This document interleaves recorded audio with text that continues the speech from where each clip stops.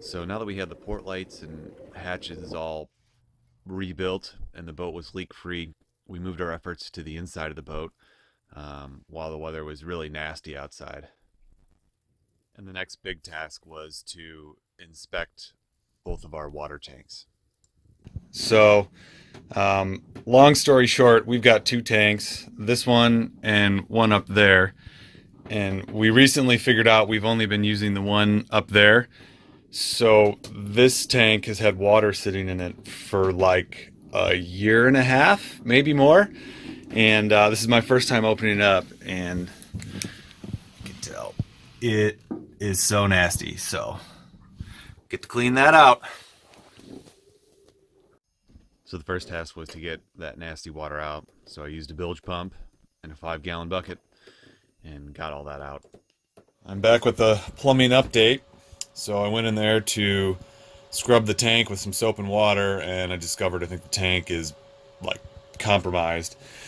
So I got to spend about 4 hours pulling it out, and so now we have got this gaping hole in the boat. Here's the water tank on the side, and you can see that I don't really know what all this stuff is. I don't think it's good, but we're gonna go talk to some people who know about metal.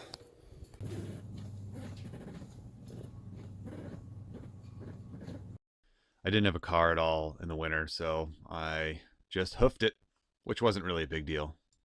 Although I got some funny looks walking down the road with this big water tank. And now we're gonna fast forward a little bit here. Here's an update on that water tank that I had taken out of the boat here.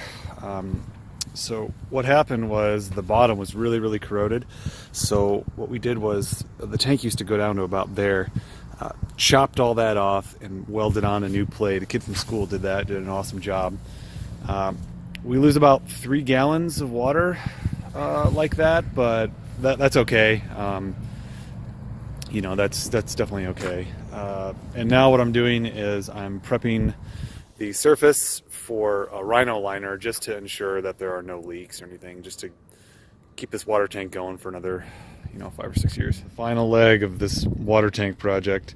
So the last thing I need to do is make some footers for this tank because it's shorter than it was. We, chopped off the bottom part of it. Okay, the footers are in. So you can see this is the space that made up the amount of tank that we cut off. And here's the new spiffed up tank. Here's the inside. New bottom. I mean, it just looks so much better. Before it looked just god awful. And just kind of cleaned up this outer edge here, and so we're ready to put that on there, and then we'll be done. That's the sweet sound of success. Water's going back in. You can just see it like really turned out pretty nice, I think.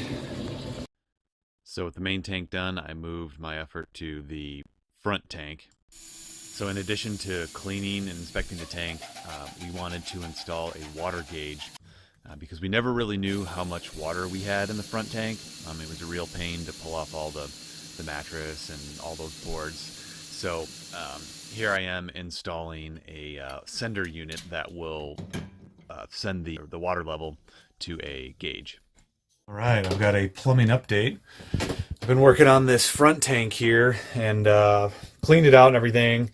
Made a new gasket for that, but also installed this thing, and that is a tank level gauge.